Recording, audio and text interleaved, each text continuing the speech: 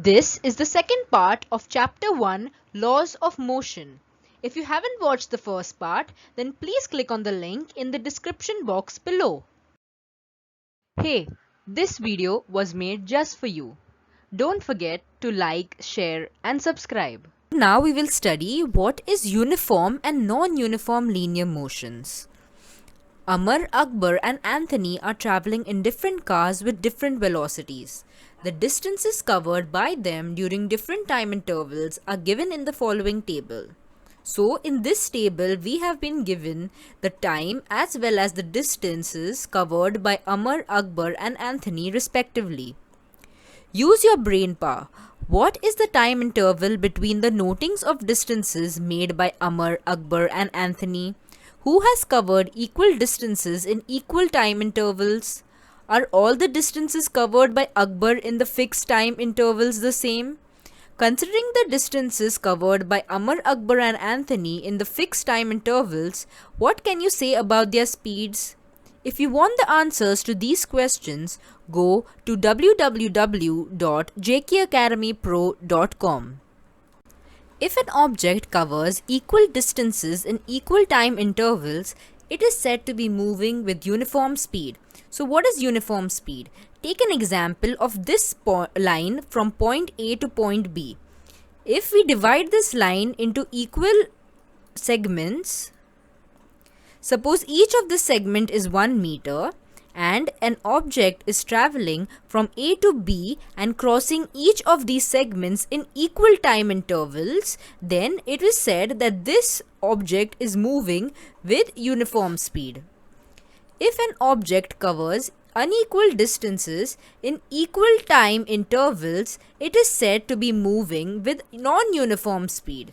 For example, the motion of a vehicle being driven through heavy traffic. So, when you're driving in traffic, you have to cover unequal distances in equal time intervals. So, what does this mean? When we are traveling in traffic, we have to stop our car again and again. So, because of this, unequal distances are traveled in equal time intervals. So, when we are driving in traffic, we are said to be in non-uniform speed. So now we will study about acceleration. Take a 1 meter long plastic tube and cut it lengthwise into two halves. So when you take this tube and cut it lengthwise, it will no longer be a tube like this. Take one of the channel shaped pieces. Place one of its ends on the ground and hold the other at some point from the ground. So as you can see here, this channel, one end is placed on the ground here and the other side is held on top at some height. Take a small ball and release it from the upper end. So you have to take the ball over here and release it down. Observe the velocity of the ball as it rolls down along the channel. Is the velocity the same at all points? So when the ball is rolling down, you have to observe very carefully the speed and velocity of the ball. Observe how the velocity changes as it moves from the top through the middle and to the bottom. So in the top part of the channel, see how fast the ball is, and as it goes lower, see if the velocity of the ball is changing. You must have all played on a slide in a park. You know that while sliding down, the velocity is less at the top, it increases in the middle and becomes 0 towards the end. So when you slide on a slide in a park, you will observe that when you just start on the slide, you are very slow. But as you go down and down, your velocity increases, that your speed keeps on increasing. The rate of change of velocity is called acceleration. So, the rate, that is how fast the velocity is changing, that is called acceleration. And acceleration is calculated by change in velocity upon time. If the initial velocity is u, and in time t, it changes to the final velocity v, then what will be the acceleration? So we have to just substitute the formula with these initials. Acceleration a would be equal to final velocity minus initial velocity upon time. So change in velocity is equal to final velocity minus initial velocity. So we put this in the formula and we get a is equal to v minus u upon t. Use your brain power. When an object is at rest in the beginning of its motion, what is its initial velocity? So they are telling us that before it starts its motion, the object is at rest. That is, it is not moving. Therefore, the initial velocity would be 0. And initial velocity is usually taken as u. So, in this case, the initial velocity, that is u, would be 0. When an object comes to rest at the end of its motion, what is its final velocity? So, at the end of the motion, it is at rest now. So, because it is at rest, the final velocity would be 0. And final velocity is usually taken as v. So, in this case, the final velocity, that is v, would be 0. If the velocity of an object changes during a certain time period, then it is said to have an accelerated motion. So, as we saw earlier, as we were sliding down the slide, your velocity kept changing. So, when the velocity changes, it is called an accelerated motion. An object in motion can have two types of acceleration. The first type, if the velocity changes by equal amounts in equal time intervals, the object is said to be in uniform acceleration. If the velocity changes by unequal amounts in equal time intervals, the object is said to be non-uniform acceleration.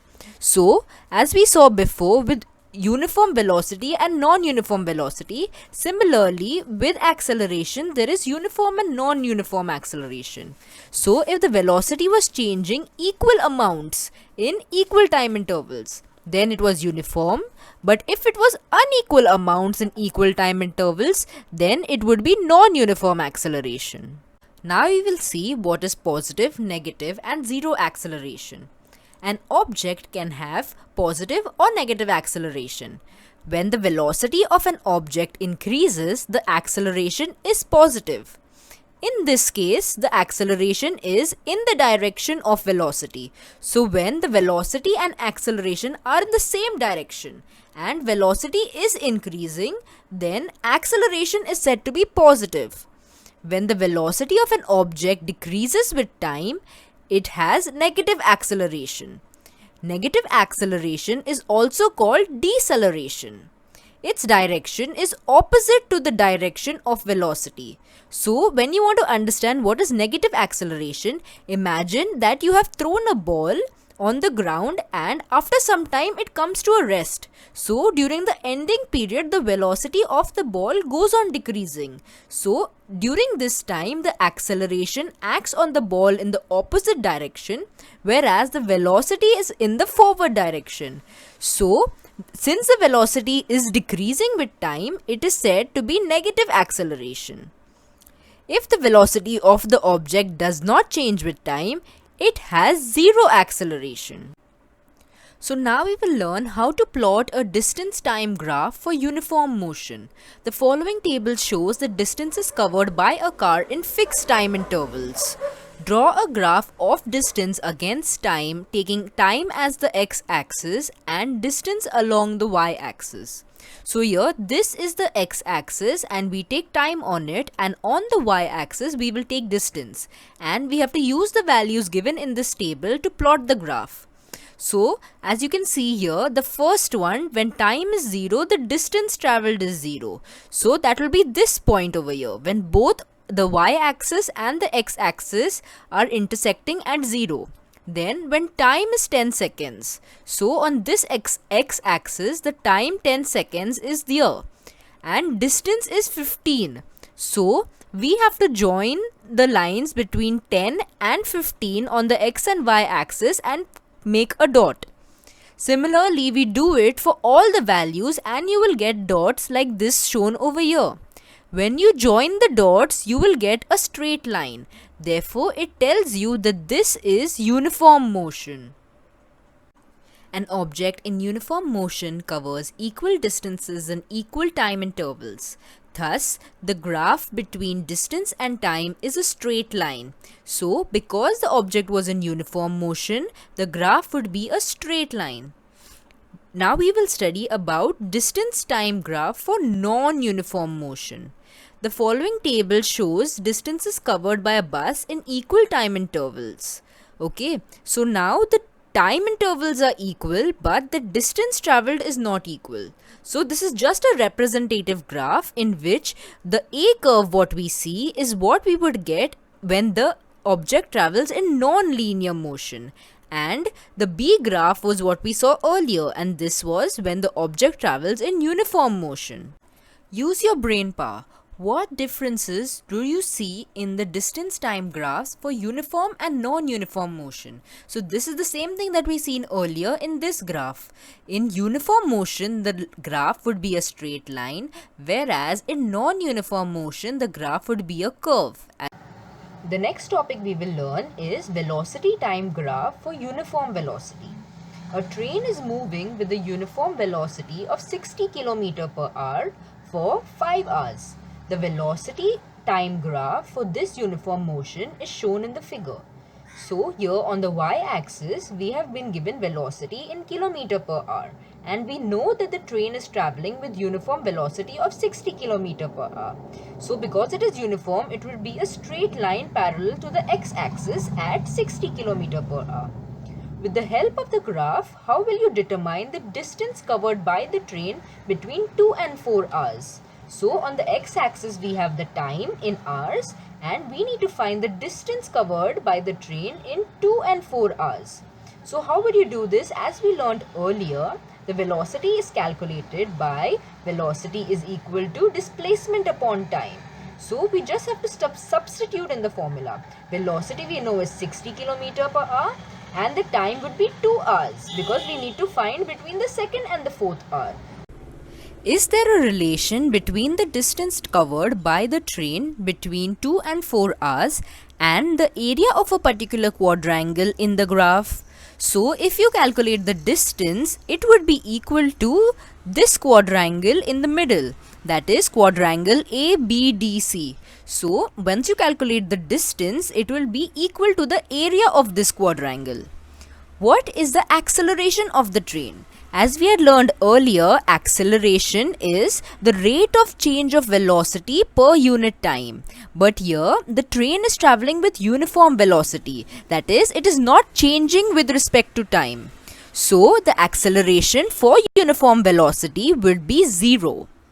If you want the detailed solution of these questions, go to www.jkacademypro.com.